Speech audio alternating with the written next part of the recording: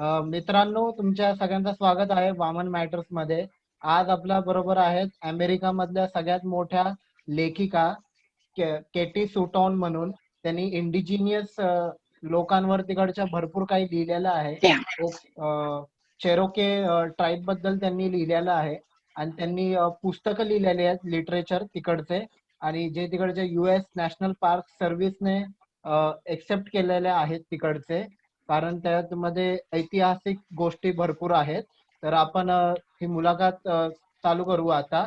Hello ma'am, I hope you are really doing great, and I really honor you on Vaman Matters that you have got ready to give your valuable time.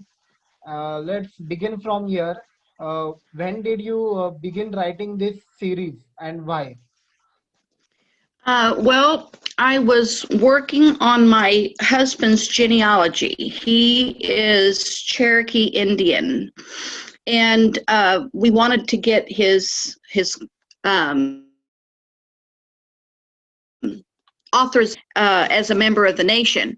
And I was doing some research, and I stumbled onto an incident that happened that I'd never heard of. It's not in the history books. And so I kept doing research and found that no one had ever written about this incident. No one knew it happened. And it was so outrageous that I decided someone had to write about it. So that's when I had no idea I would be published. I just started writing. Are you a Native American? Because to write a series on this, because you have written 5 books totally. So that is a very big thing. So are you from that soil only, totally Native American? I am Native American, but I'm not Cherokee. I am Osage. And my people are also in Indian territory. So I sort of have a vested interest in what happened. Why did you begin to write about the Indian tribes sent to Indian territory, which is now called as Oklahoma? Well, because this thing that I found out happened after what we call the Trail of Tears. Now, your people may not be familiar with the Trail of Tears, but it happened in 1838. And the Cherokee Indians who lived in Georgia, which is on the eastern side of the United States, they were forced off their land, their property that they had lived there for hundreds of years, and forced to walk, some of them without shoes, for 700 to 1,000 miles. And they made them walk to what is now Oklahoma. Well, most people here know about that story, but this incident happened just after that Trail of Tears. And no one knew it happened. And the first book is based on how that happened and who was doing it. And I don't want to spoil the book, but it has to do with a conspiracy to commit genocide against all the tribes in Indian Territory, not just the Cherokee. The information in your books, where you obtain the information, means which were the sources of it? Well, that was a hard thing because none of the history books told about this incident. So I went to the Cherokee Nation in Tahlequah, Oklahoma to do some research, and I didn't find much at all. Eventually, I found the majority of my information at the University of Oklahoma archives. And there I found transcripts taken from people who lived during that time. And I used their memories of the incident to write about, because historians never put it in anything. Why did you selected the 13-year-old Cherokee girl and a dog as your heroes in the novel? What was the thought process for that? Well, I felt that using a young Cherokee I could use a composite of all the different tribes in that one girl. And she was young enough that she would be able to continue on with any other books that I might write. As for the dog, Weezer was a real dog. He was our dog, and he was the smartest dog that we have ever owned. He was a Jack Russell Terrier, and in the book, he's the first Jack Russell to come to the United States. But the reason why I used a dog is because Native Americans have a great affinity with animals, and their whole life usually is built around being around all kinds of animals. So I felt that that was a good marriage between the girl and the dog. Was the Weezer was the real dog in your novel series? Yes. We had him at that time when I started writing. We had him for 3 years. And now, if anyone in your audience knows about Jack Russells, they are very hyperactive. And he seemed to know that I was writing about him. And so he would sit in a recliner behind me in my office and sit there the whole time. And then he would wait for me to read him back what I wrote before he'd get down from the chair. And it was like he knew that what I was writing was about him. And it was just the most unusual experience, I think, with an animal I've ever had. And we lost him about a year ago to cancer, and it was like losing a member of our family. Which book? The next is. Do you think that the accepted history of this period of time is correct? No, it is not, but that is the norm, and probably the same for you. They have a saying that the victors write the history. And so the victors would have been the United States government and the heads of corporations, and they write the history, and they purposely left out this incident because it looks very, very bad for them. And this particular instance of attempted genocide, in the book, I write about the very start of it, but the actual incident lasted from 1838 to 1871. And by that time, over 10,000 Native Americans died from it. But that's written nowhere except in these transcripts that I found. And it took an act of Congress to change the way they dealt with the Native Americans in Indian Territory to stop this from happening. But even that, the act of Congress, that has been left out of history. Which book do you think is the most important? The first one, because then you get to know the mindset of the girl, who she goes on to get an actual white man's education in law. And back then, not only were women not allowed to be lawyers, but Native Americans had no chance of becoming lawyers. And she didn't become a lawyer, but she was educated in the law. So in the books, she was able to help her people with giving them advice and guiding them. What do you feel is most important now concerning these tribes you write about? Well, I write about all the various tribes in Indian Territory, and what's I think is most important is the people of those tribes and their children do not seem to have a great interest in these things that happened.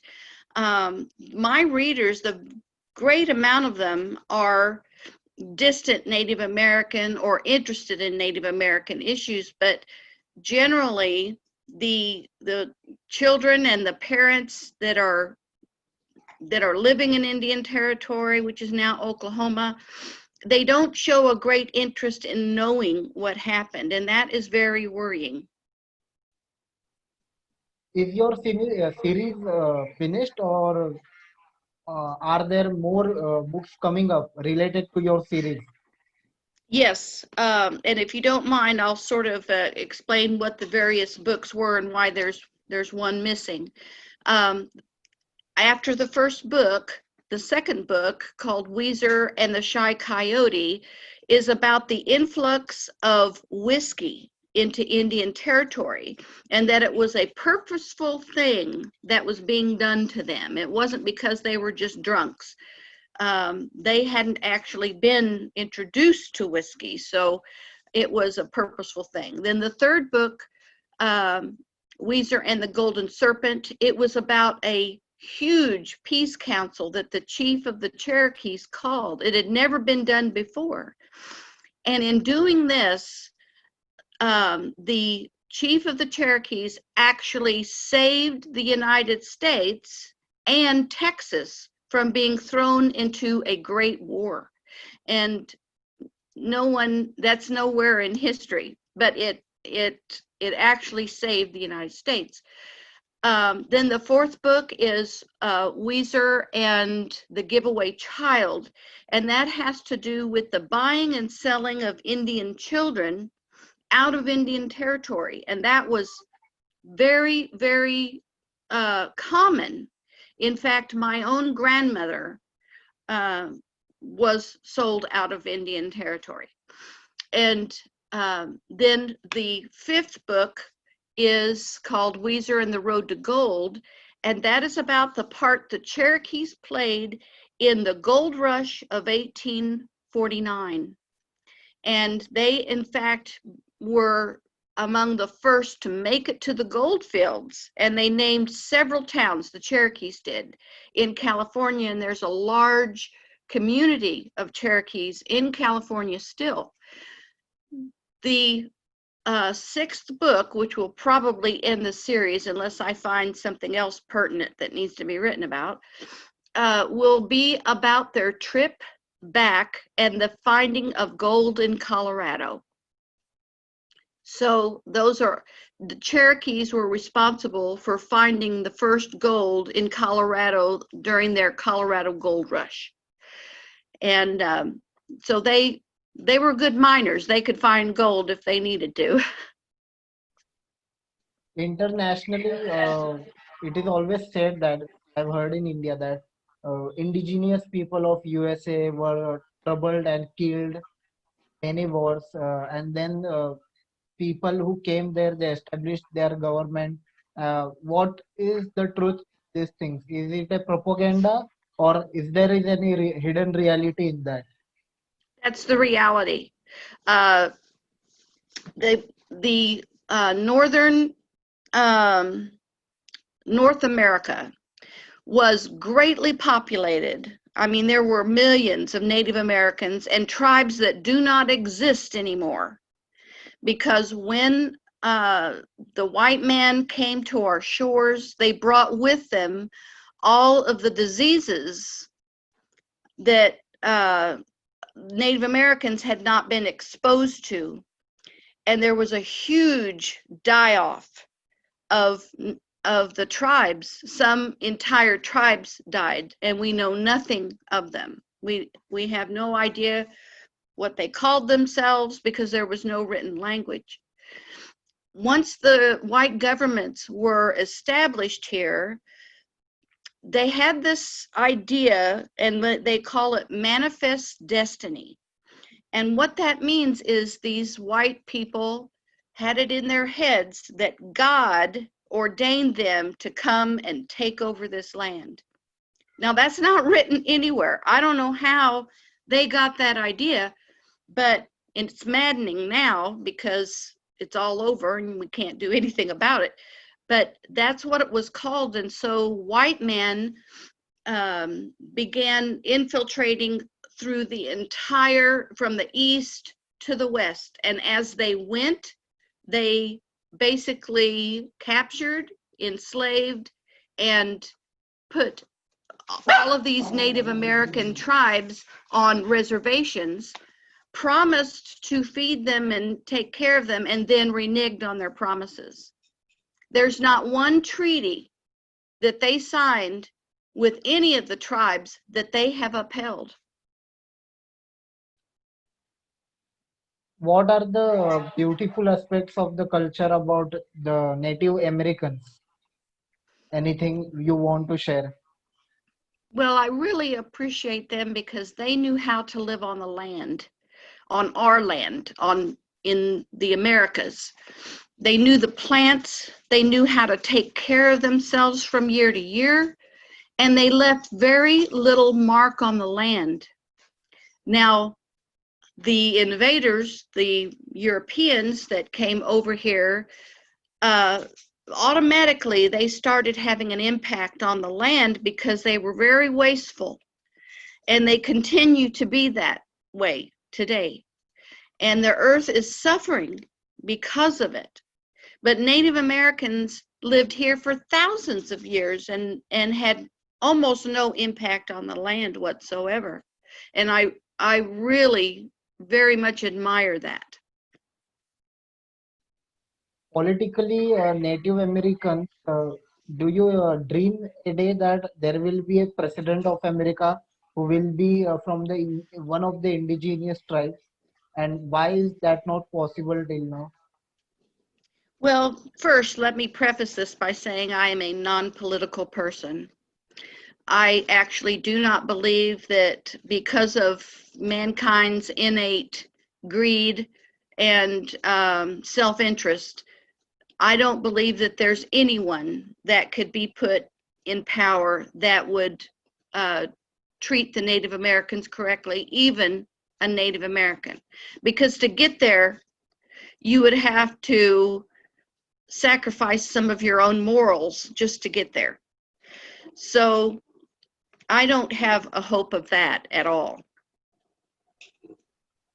How did Native Americans try their best to preserve their culture? What did they did exactly? Like you have given your contribution in literature, because of which many people can understand many things about the Oklahoma or the Cherokee tribe.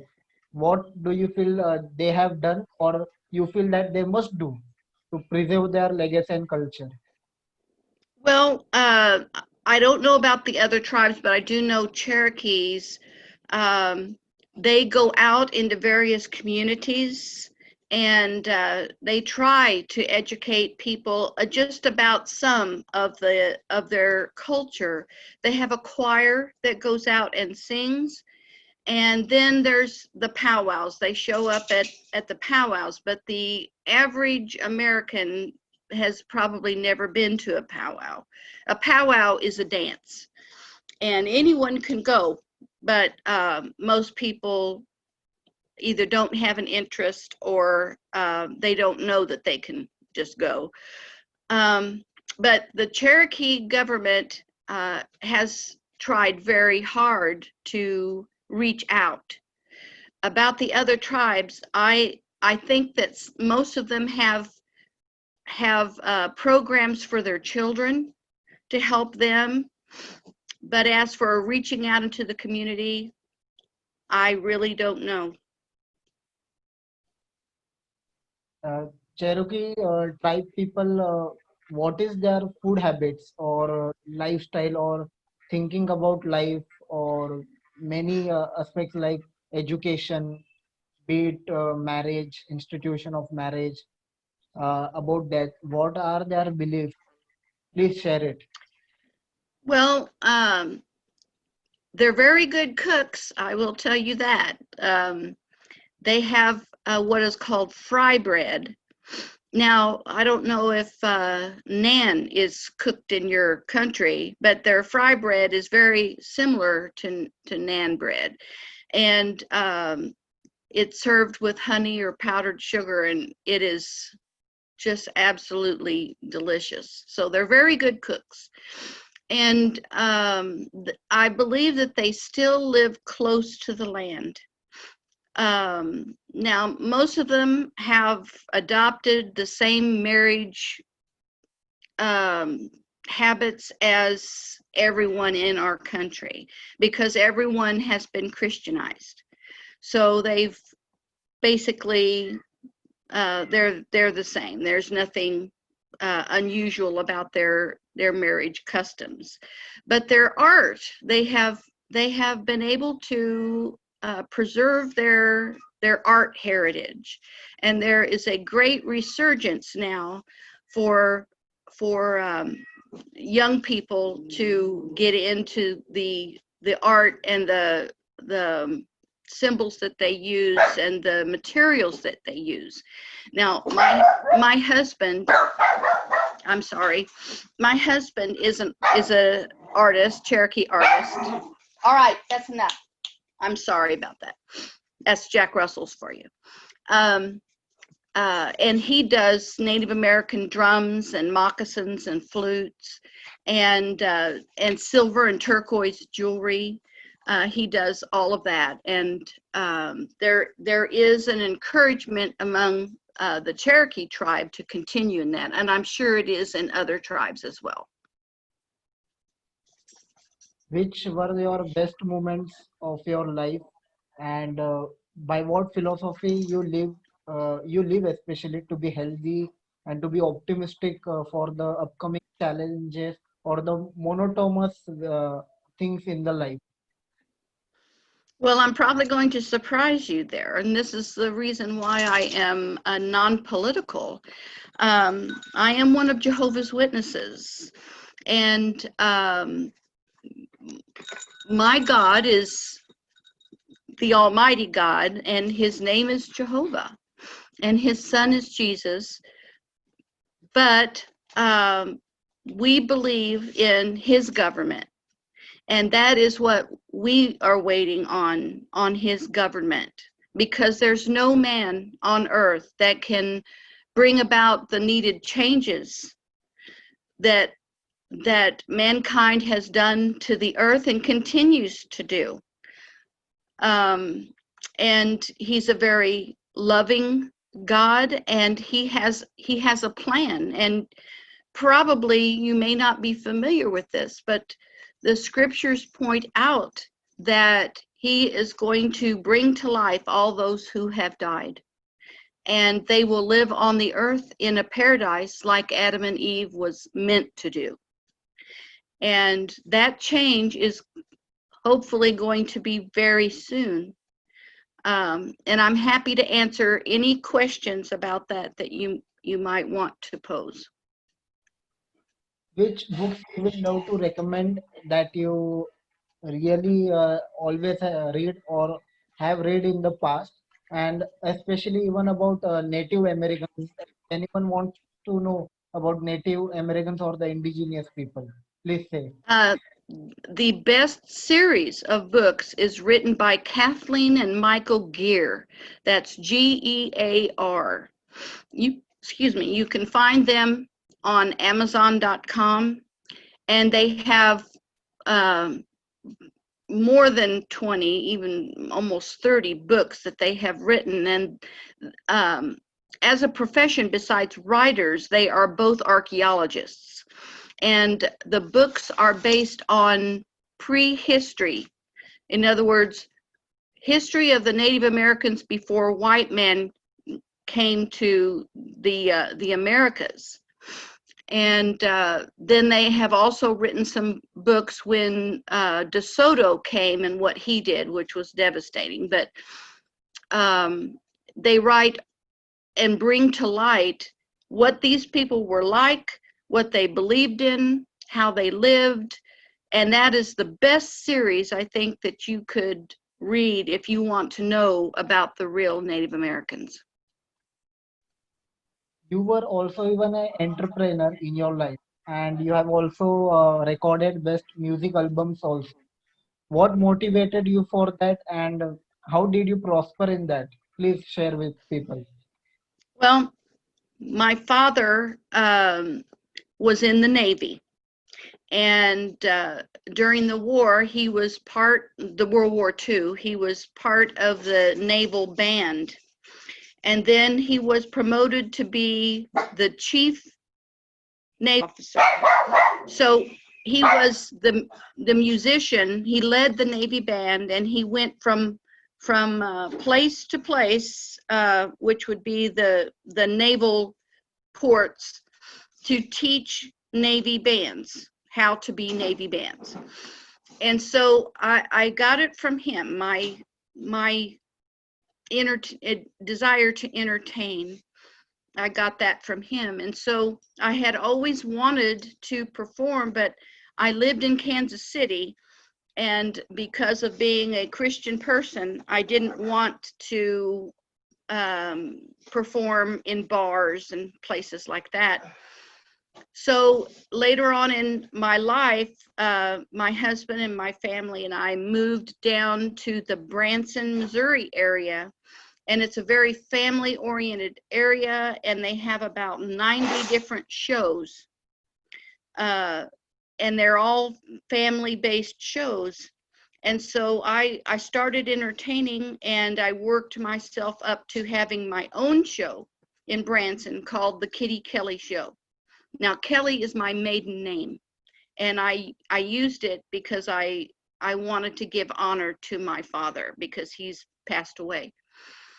And what I enjoyed most is getting to do music that stretched back to even the 40s, because I think music was more melodious and more soothing and more enjoyable, and back in the 40s than it is today. And so I really enjoyed getting to do that. I closed in 2004. Physically, it was getting very hard for me to continue. So I decided to go ahead and close. But sometimes if I'm asked to do a special concert or something, I will do that. This is the very interesting question, I feel. What the whole world must adopt from indigenous people, like any custom or culture part for a optimistic life and for a good ecology or environment. Anything like you feel that this must go out in the world. Well, I'm afraid that I don't have a lot of hope for the people of today to right themselves, because we're all caught in a way of having to live. You know, we generate so much trash, and we're hard on the land, and our children are involved in electronic gadgets, and we're all headed in a very, very bad direction. And for that, my hope is in Jehovah. Ma'am, my question was that what is any part of culture that the whole world must adopt from indigenous people, or at least from your tribe? That was the question. Okay. Well, I think they would need to learn to value the land the way the Native Americans valued the land. Before Europeans came here, Native Americans never heard of owning a piece of land. Never heard of that. It was a totally foreign concept. And they didn't understand it when the Europeans wanted to buy land from them. And a lot of shenanigans happened because of that, because they didn't understand that they were giving up their homes and their places to live, but they just didn't understand that the Europeans were trying to give them something for the land that was underneath their feet. And as far as most of the tribes are concerned, that land belonged to the Creator. And even today, most of them feel that way. What are the any cultural aspect that you feel that every human being must adopt from Native Americans about uh, how to keep an good attitude towards life or an optimistic attitude? Well, it's hard to know what other people can do. I just know what I do. Because every tribe is different. And I'm sure you know, even in your country, that there's good and bad in every culture. There is no culture that is all good. And that's the same way with Native Americans. Yes, there were many bad things done to them, but at the same time, they did very many bad things too. So the only thing that I think as far as living optimistically is the Native Americans from before Columbus even came to the Americas. They all believed in a almighty creator. They all have a word for creator, and they were very reverent about that person. They may all have different ways of approaching him or believing how they got to where they were. Some of them believed they were underground and they crawled up from the roots of a tree into the land that they were on, but they all believed in a creator. And that, I think, for people to get to know this creator is the most important thing. Do you have any message for young people who are indigenous Americans? You want to give any message to them?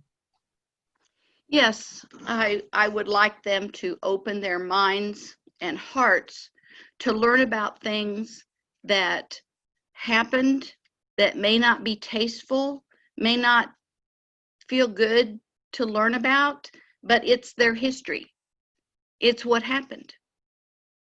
So I think that it would be good for them to make an effort to learn what happened.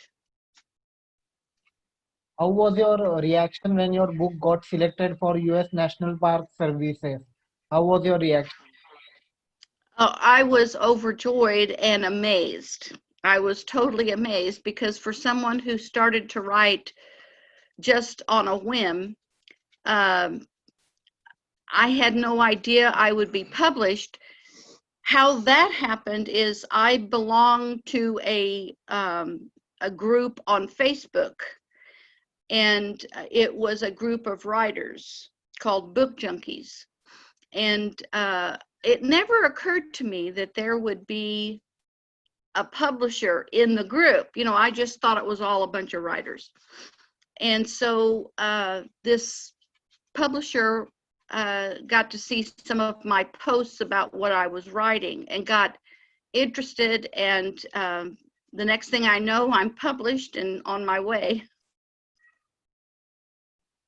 If anyone wants to read the best part of the history of Native American, which you will love to recommend?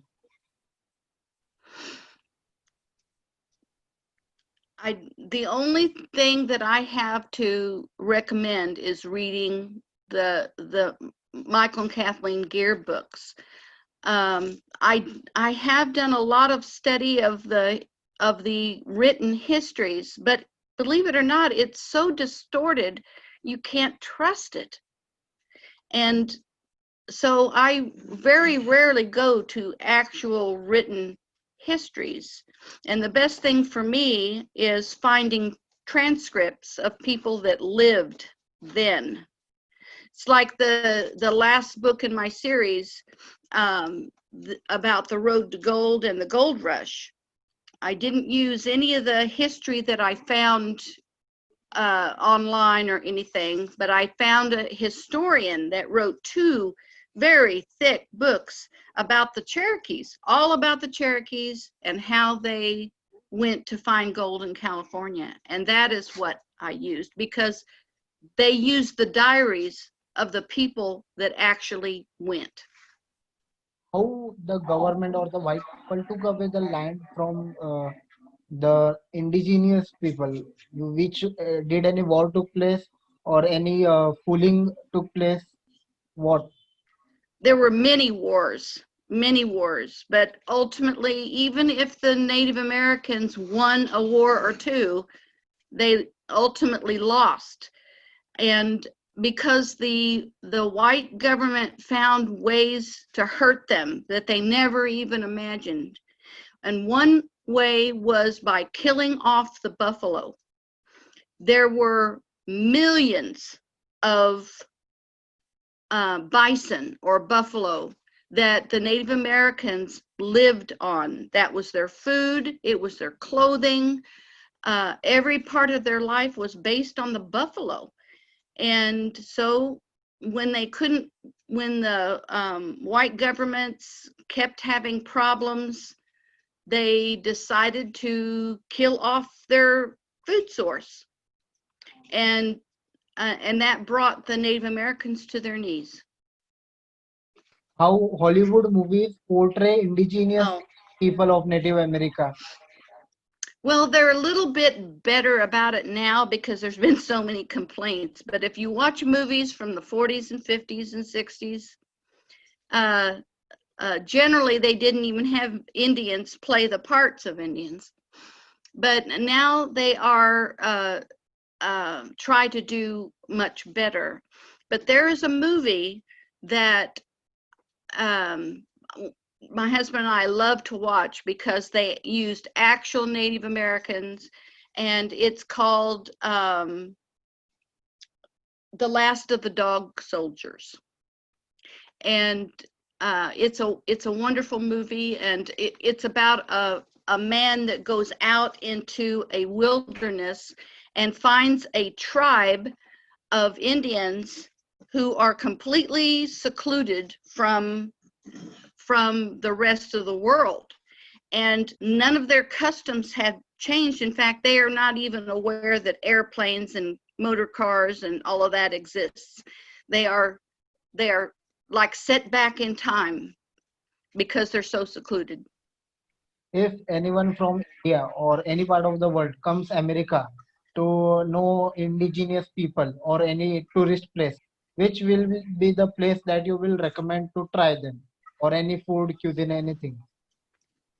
Well, the best places to find would be to go to the reservations or where the tribe's land is. The Cherokees, it would be Tahlequah, Oklahoma.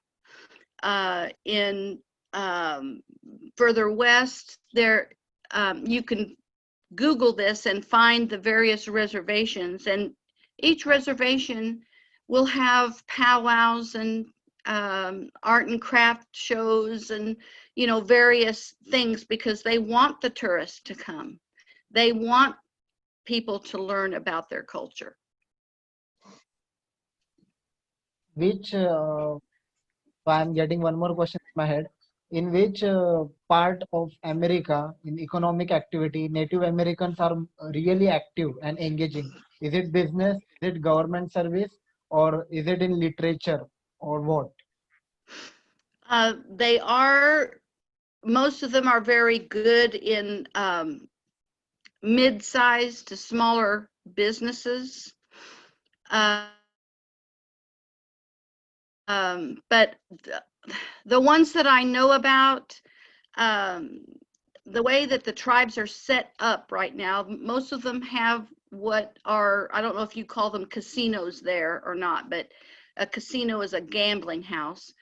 They set up these casinos, and the profits from the casinos go to the tribes. And that's their biggest form of business that I am aware of, besides their gift shops and things like that. Okay, here we will end up the interview. So, ma'am, I really honor that you came and gave your time, and I hope that I have done justice with your time. And even it is a honor of people that they are watching this interview, and they will be honored to know about indigenous people of America, that is the Native American. And I hope one day a series of movies will come or about your novels which you have written. And thanks a lot for increasing the infinite potential of the people and making them better human beings through your books and through your life itself. And I hope you go way ahead in life, and including the people who are watching this episode, they also go way ahead in their life and they prosper like you said. Thank you so much for coming on Vaman Matters. And thank you for having me.